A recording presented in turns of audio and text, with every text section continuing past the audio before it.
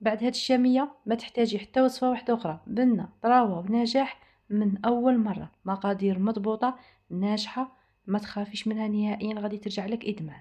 أول حاجة نروحو ليها هي الشربات باش نخلوها تبرد على جهة. عندي كاس ونص تاع سكر و3 كيسان تاع ما. الكاس هنا يرفد 220 مليلتر، نحطها فوق النار تغلي، نقص عليها 10 دقايق ونطفي عليها تكون الشربات تاعنا واجدة. نجي هنا للسميد تاع الشامية اللي يكون من النوعية الخشنة. درت الكاس الاول، نزيد هنا الكاس الزاوج ونزيد الكاس الثالث، 3 كيسان سميد من النوعية الخشنة، نص باكي تاع خميرة الحلويات، رشة تاع ملح هنا باش نعدل الذوق، ونزيد عليها هنا كاس تاع سكر، وهنا زدت اقل من النصف تاع سكر. اللي ما يبغوش الحلاوة ولا يخافوها تجي حلوة ديروا كاس واحد، ما تجيكمش حلوة. هنا بقيت نخلط في السميد مع السكر من تحت للفوق باش قاع داك السكر يدخل مع السميد. هنا خلطته كيما هكا ومن بعد زدت بيدي باش نتاكد بلي قاع السكر دخل مع السميد. هنا كي شفت قاع تجانس مع بعضه، هيا نبدا هنا نزيد في السوائل. هنا بالسوائل بلا ما ندير البراميكسور وندوب السكر، غادي السكر يذوب وحده.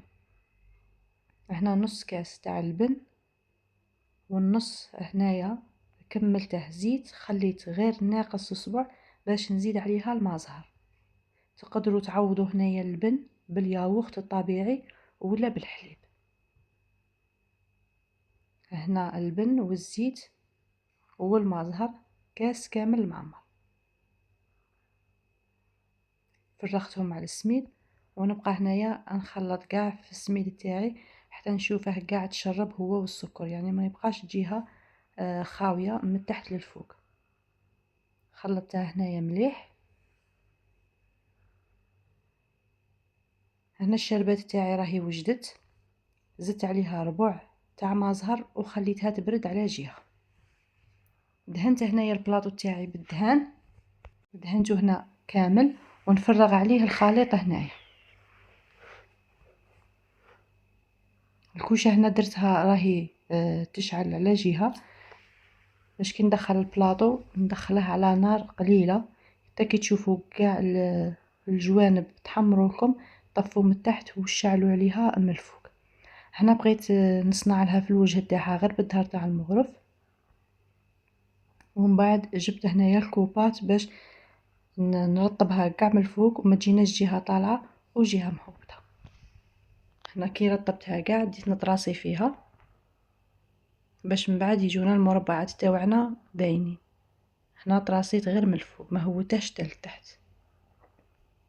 درت لها هنايا للتزيين خفيف غير كاوكاو ودخلتها هنا. بعد ما تحمرت لي جبت الشربات هنايا وبقيت نسقي فيها. هنا الشربات غادي تجيكم نيشان مع البلاط تاعكم.